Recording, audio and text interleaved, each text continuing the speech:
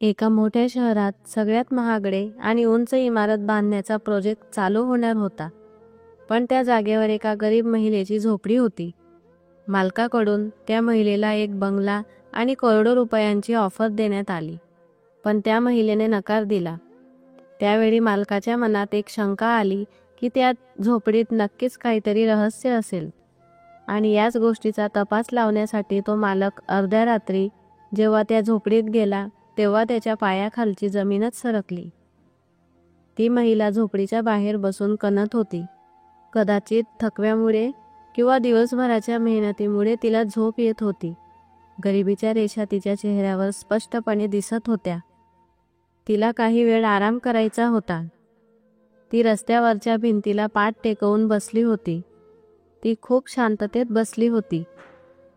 देव जाणे ती अर्ध्या झोपेतही काय विचार करत होती आणि गालातल्या गालात हसत होती. तिला गाढ झोप लागतच होती. तेवढ्यात तिला आपल्या आजूबाजूला काहीतरी चाहूल लागली आणि तिने आपले डोळे पूर्णपणे उघडले. तिला आपल्या झोपडीच्या अवतीभोवती 4-5 लोक आणि तेही चांगल्या वेशात आलेले दिसले. ते काहीतरी शोधण्याचा प्रयत्न करत होते आणि आपसात बोलत होते. आणि ती महिला पुन्हा डोळे बंद करून निवांत बसली. कोणीतरी तिला विचारू लागले की ही झोपडी तुझी आहे का? तेव्हा तिने पुन्हा डोळे उघडले आणि उत्तर दिले की हो, माझी आहे. ते लोक तिला म्हणाले की ही झोपडी येथून काढायची आहे, तिची अडचण होत आहे. त्यावर ती रागातच म्हणाली की का काढायची आहे? हे ऐकून तिची झोपच उडाली होती. ही जागा माझी आहे आणि ती माझीच राहील. येथून माझ्या झोपडीला कोणीही हलवू शकत नाही. त्यावर ते लोक तिला म्हणू लागले की नाही, असे काही नाही, तुम्हाला गैरसमज होत आहे. खरं सांगायला गेले तर इथे मोठा प्रोजेक्ट बनणार आहे आणि तुमची झोपडी मध्येच येत आहे. त्यामुळे तुम्हाला ही झोपडी सोडावी लागेल आणि त्या बदल्यात मालक तुम्हाला जमीन आणि भरपूर पैसेही देणार आहेत. त्यात तुम्ही त्यापेक्षाही चांगले मोठे घर बनवू शकता.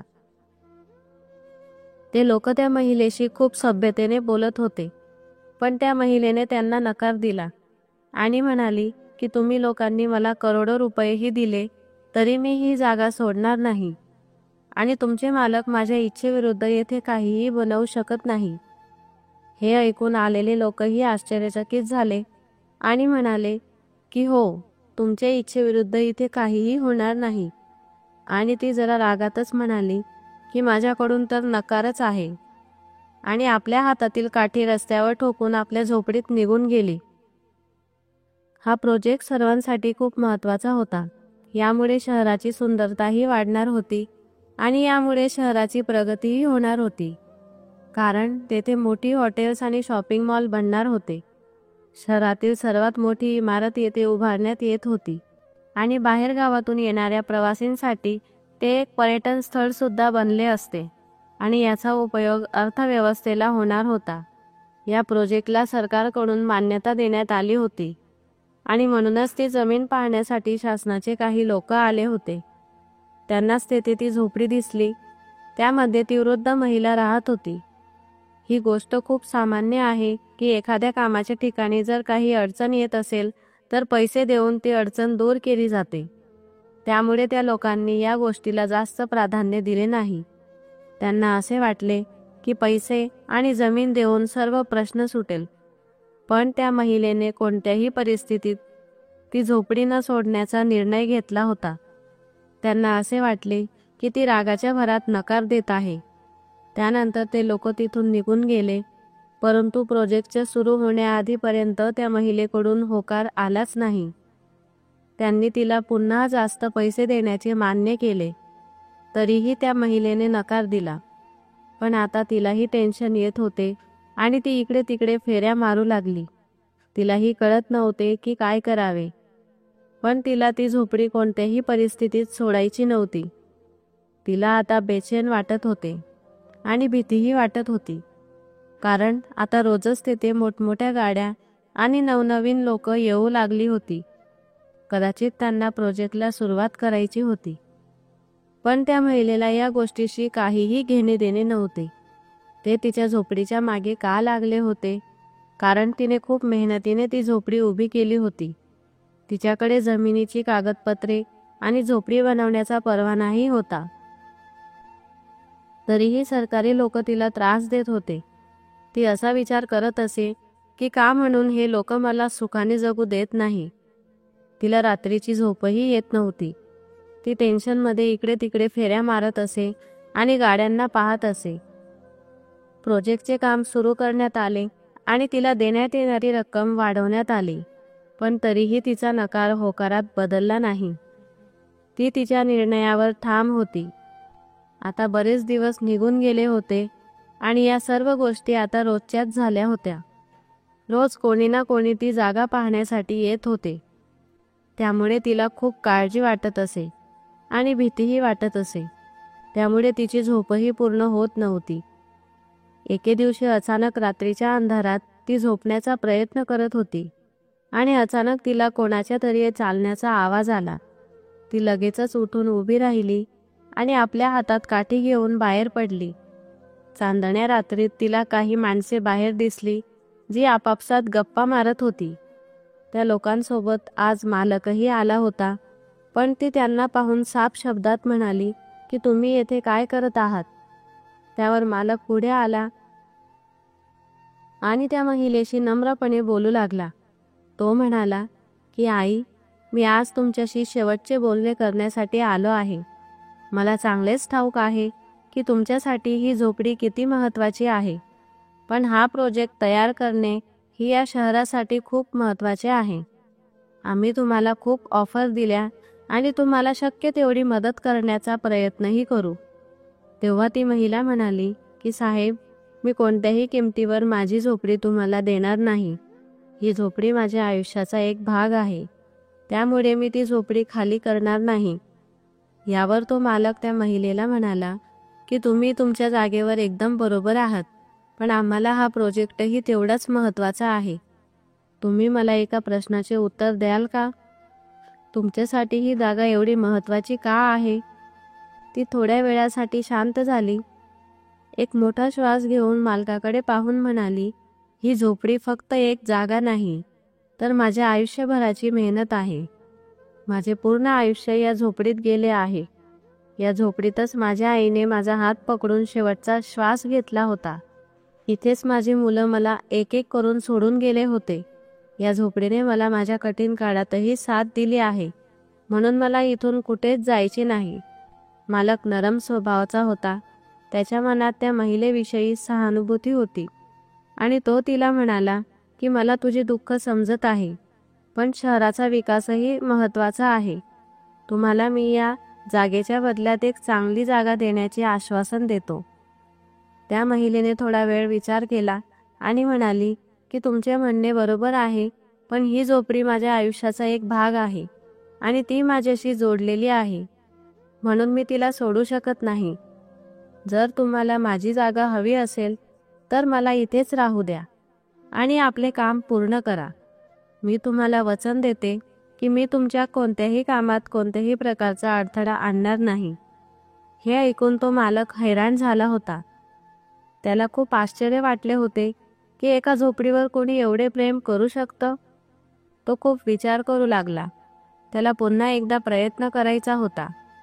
त्यामुळे तो त्या महिलेला म्हणाला की मला तुमच्या भावना कळत आहेत, पण आम्ही तुम्हाला एका चांगल्या जागेवर घर बनवून देऊ. तेथे तुम्ही एक चांगले आयुष्य जगाल. तेथे सर्व सुख सुविधा तुम्हाला मिळतील. हे ऐकून ती महिला चकित झाली आणि म्हणाली की साहेब, तुम्हाला असे वाटत आहे की मी पैशांसाठी माझे घर सोडेल? जर मला ही झोपडी सोडायचीच असती तर मी ती तुमच्या सांगण्या अगोदरच सोडली असती. ना मला सुखसुविधा पाहिजे ना पैसे पाहिजे. तुम्हाला माझा निर्णय ऐकून वाईट वाटेल, पण आजही माझा या गोष्टीला नकारच आहे. मला अशी आशा आहे की तुम्ही पुन्हा पुन्हा येथे तुमच्या माणसांना पाठवणार नाही. मला इथे सुखाने राहू द्या. मला आरामात जीवन जगू द्या. मालक आश्चर्यचकित झाला की जीर्ण झालेल्या झोपडीसाठी करोडोंची ऑफर कोणी नाकारू शकते का? त्याने त्याच्या संपूर्ण आयुष्यात असे पाहिले किंवा ऐकलेही नव्हते. बहुतेक लोक झोपडी, थोडी जमीन किंवा घराच्या बदल्यात रिकामी करतात, तिच्या हट्टीपणामुळे त्या मालकाला संशय येऊ लागला. त्या झोपडीत नक्कीच काहीतरी खास रहस्य आहे. त्याने ठरवले की हे गुपित तो नक्कीच जाणून घेईल. इकडे प्रोजेक्टचा प्लॅन सुरू झाला होता. दुसरीकडे तो मालक त्या म्हातारीच्या झोपडीत काय आहे ते शोधण्यासाठी मग्न होता. एके रात्री खूप अंधार पडला होता. मालकाने आपले रूप बदलले. त्याने आपला मौल्यवान रेशमी पोशाख काढून बाजूला ठेवला आणि एक पांढरा पोशाख घातला. त्याने चेहरा बदलण्यासाठी पांढऱ्या मिशा आणि दाढी देखील वाढवली. आता तो सामान्य वृद्ध माणसासारखा दिसत होता. त्याला कोणीही ओळखू शकत नव्हते. रात्रीच्या त्या अंधारात किमान म्हातारी त्याला ओळखू शकणार नाही. तो त्या म्हातारीच्या झोपडीजवळ गेला. तो आतमध्ये जायचं कसं या गोष्टीचा विचार करत होता. तो अडखळला आणि झोपडीच्या बाहेर पडला. म्हातारीला बाहेर कसला तरी पडण्याचा आवाज आला. म्हातारी लगेच बाहेर गेली आणि तिने पाहिले की कोणीतरी माणूस जमिनीवर पडला आहे. ती त्याला मदत करण्यासाठी धावली. त्या म्हातारीने त्याला पाणी प्यायला दिले. त्याला आधार देऊन तिच्या झोपडीत आणले आणि त्याला एका कोपऱ्यात खाटेवर बसवले. तो तिला अत्यंत लाचार शब्दात म्हणाला, मला खूप दिवसांपासून भूक लागली आहे. मला काहीतरी खायला द्या. मग ती बाई विचार करू लागली. त्यावेळी तिच्याकडे खायला काहीही नव्हते. तिने दुपारची कोरडी भाकरी पाण्यात बुडवून काही वेळापूर्वी खाल्ली होती. तिच्याकडे काही पैसे शिल्लक होते. ती त्या मालकाला म्हणाली, तुला माहिती आहे की रात्री कुठले दुकान उघडे असते? ती म्हणाली की तुम्ही थांबा, मी तुमच्यासाठी काहीतरी खायला घेऊन येते. चादरीखाली ठेवलेले पैसे काढले आणि घराबाहेर पडली. पोटावर हात ठेवून अशक्तपणे पडलेला मालक ती बाहेर जाताच उठून बसला. त्याच्याकडे जास्त वेळ नव्हता. तो ज्यासाठी इथे झोपडीत आला होता ते रहस्य त्याला पटकन शोधून काढायचे होते. त्याने लगेच आजूबाजूचा आढावा घेतला. एका कोपऱ्यात जुन्या फाटक्या कपड्यांचा ढीग होता, तर दुसऱ्या कोपऱ्यात पाण्याचे भांडे आणि एक ग्लास होता. जमिनीवर जाड कापड पसरले होते. त्याला झोपडीत काही असं खास दिसले नाही. तो त्याच्या जागेवरून उभा राहिला आणि झोपडीच्या मागे भिंतीकडे बघू लागला. त्याला कपड्यांच्या ढिगामध्ये लोखंडाचा आवाज आला आणि त्याने कपडे सरकावून पाहिले. तेव्हा त्याला आश्चर्य वाटले. त्याने पाहिले की एक छोटा लोखंडी दरवाजा त्या ठिकाणी होता. त्याने तो दरवाजा उघडला आणि त्याच्या पायाखालची जमीनच सरकली. तिथे एक बोगदा असल्याचे पाहून त्याने खिशातून टॉर्च काढली आणि त्या बोगद्यात प्रकाश टाकला. त्याला वाटले की दाराच्या मागे भिंत असेल किंवा पाईपलाईन वगैरे असेल, पण त्याच्या आत एक बोगदा होता. बोगद्यात आत जाण्यासाठी एक अरुंद जागा होती. मालक गुडघ्यावर चालत त्यातून जाऊ शकत होता आणि तो काही क्षणात बोगद्याच्या आत शिरला आणि गुडघ्यावर चालत तो आता खूप आत गेला होता. कारण तो बोगदा खूप लांब होता. तो चालता चालता थकला होता, पण त्याने हिंमत हारली नाही. गुपित जाणून घेण्यासाठी तो चालत राहिला. शेवटी तो बोगदा संपला. तो एका लोखंडी शिडीवरून खाली उतरला आणि खाली पोहोचला. खाली एक मोठे तळघर होते. त्याने आजूबाजूला जाऊन पूर्ण तळघर पाहिलं, पण ते पूर्ण रिकामेच होते. आता काही विशेष न मिळाल्याने तो मागे वळणारच होता की त्याच्या पायाला काहीतरी आदळलं आणि तो दचकून खाली पडला. मोठ्या कष्टाने त्याने स्वतःवर नियंत्रण ठेवले, पण त्याच्यासमोर एक गुप्त खोली आहे हे पाहून त्याला आश्चर्य वाटले. ती त्याने स्वतःच उघडली. कदाचित त्याचा पाय चुकून त्याच्या हँडलवर पडला असेल आणि दरवाजा आपोआप उघडला असेल. तो आश्चर्याने आत शिरला. ती खोली पुस्तकांनी आणि नवीन दागिन्यांनी भरलेली होती. असे वाटले की हे काही भव्य आणि विलासी राज्याचे चिन्ह आहेत. मालक प्रत्येक गोष्टीला हात लावून पाहत होता. तो आश्चर्यचकित होऊन विचार करू लागला की ती बाई कोण होती आणि एवढ्या मौल्यवान गोष्टी तिच्याकडे कशा आल्या. एक गोष्ट तर नक्की आहे, ती बाई चोरी करून इथे लपवू शकत नाही. ही सगळी तिची संपत्ती होती. त्या बाईने आपल्या पूर्वजांच्या आठवणी सुरक्षित ठेवण्यासाठी तिच्या झोपडीत लपण्याची जागा बनवली होती. तो प्रत्येक वस्तू एकदम बारकाईने पाहू लागला. इथे इतक्या मौल्यवान वस्तू होत्या, की करोडो रुपयांच्या मोबदल्याच्या तुलनेत ते काहीच नव्हते. म्हणूनच त्या महिलेने राजवाडा आणि करोडो रुपये घेण्यास नकार दिला. इतक्यात त्याला त्याच्या मागून पावलांचा आवाज आला, म्हणून त्याने मागे वळून पाहिलं. तीच म्हातारी हातात काठी धरून त्याच्याकडे येत होती. म्हातारी म्हणाली, "कोण आहेस तू आणि इथपर्यंत कसा पोहोचला?" त्याचा चेहरा लाल झाला होता. "मी चोर नाही. तू माझ्यावर विश्वास ठेव. मी तुला किंवा तुझ्या या अनमोल वारशाचे नुकसान करणार नाही. मी एक मोठा माणूस आहे. माझे नाव कैलास आहे. काही दिवसांपूर्वी मी तुला भेटलो होतो." कैलासने आपला चेहरा साफ केला आणि नकली दाढी मिशाही काढल्या, जेणेकरून म्हातारी त्याला ओळखेल, आणि त्या म्हातारीने त्याला ओळखले होते. ती म्हणाली की तुम्ही इथे कसे? हे रहस्य तर मी काही वर्षापासून लपवून ठेवले होते, पण हे आता सगळ्यांना माहीत होईल. कैलासने म्हातारीला विचारले की तुम्ही कोण आहात आणि हे सगळं तुमच्याकडे कुठून आले? म्हातारी म्हणाली, आता मी तुम्हाला सगळं सांगते. ती हळूहळू चालत चालत एका मोठ्या व्यासपीठावर बसली. तोही तिच्या पावलावर पाऊल ठेवून तिच्यापासून काही अंतरावर जाऊन बसला. माझे नाव रेवती आहे.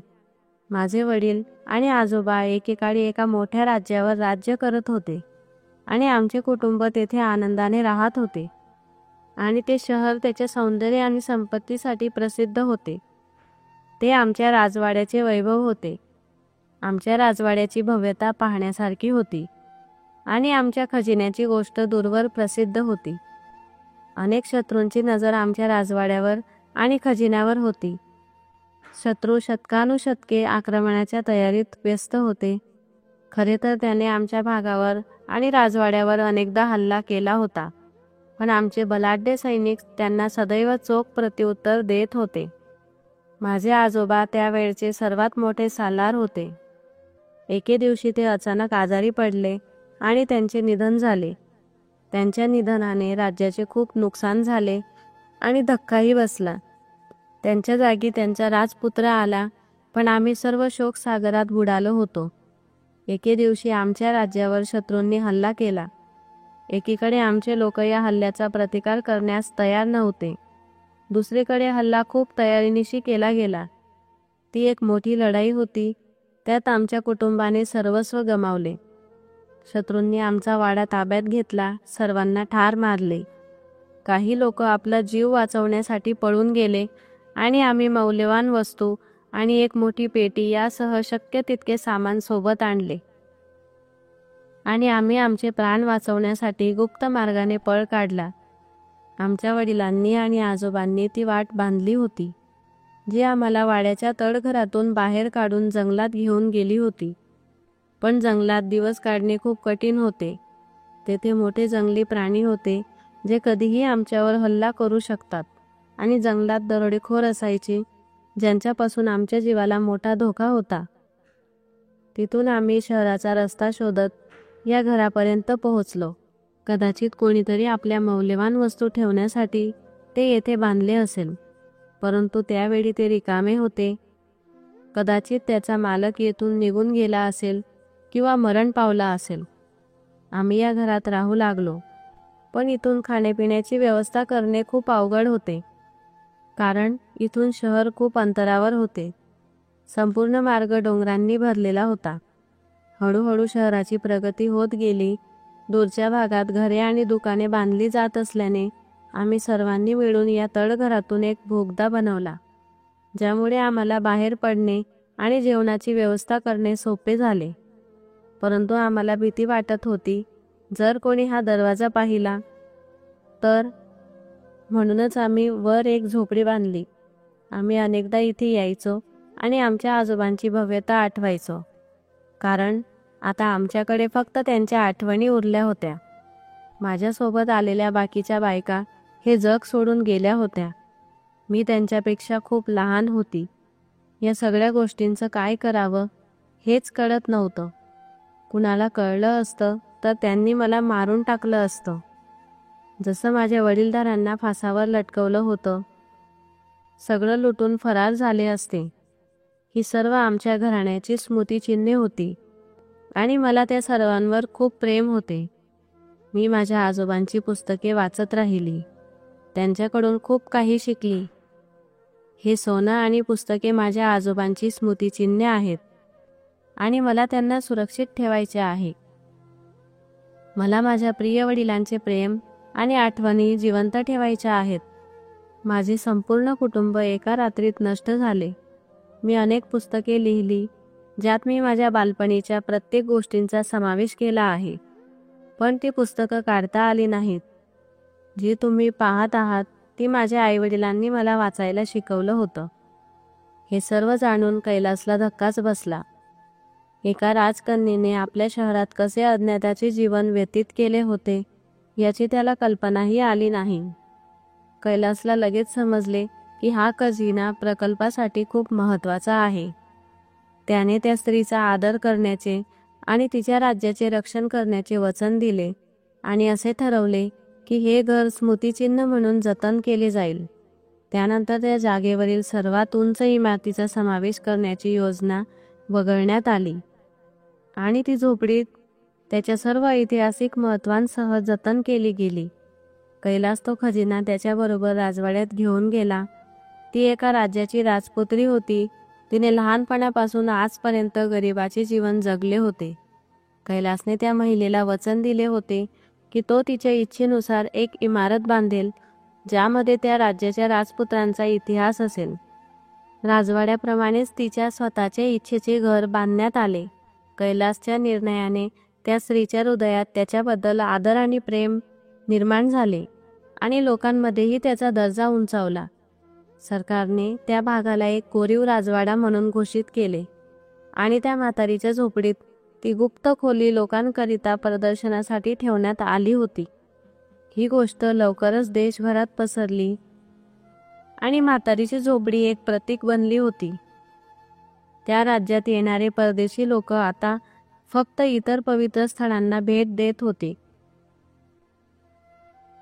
त्या राज्यात येणारे परदेशी लोक आता फक्त इतर पवित्र स्थळांना भेट देत नाहीत, तर त्या शहरातील घरालाही भेट देतात, जिथे त्या झोपडीची कहाणी सांगितली जाते.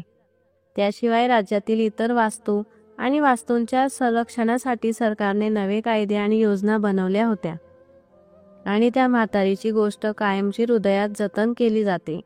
जसा जसा वेळ निघून गेला तसतसे सरकार आणि नागरिकांनी एकत्रितपणे याची खात्री केली की शहराची प्रगती होईल. त्या वृद्ध महिलेच्या प्रेमाने आणि निष्ठेने त्या राज्याचा इतिहास वाचवला. तर मित्रांनो, जर तुम्हाला आजची कथा आवडली असेल तर व्हिडिओला लाईक करा आणि तुमच्या मित्रांनाही शेअर करा. आणि हो, तुम्ही अजून आमचे चॅनल सबस्क्राईब केले नसेल तर सबस्क्राईब करा आणि कमेंट करायला विसरू नका. तुमची साथ अशीच राहू द्या. धन्यवाद.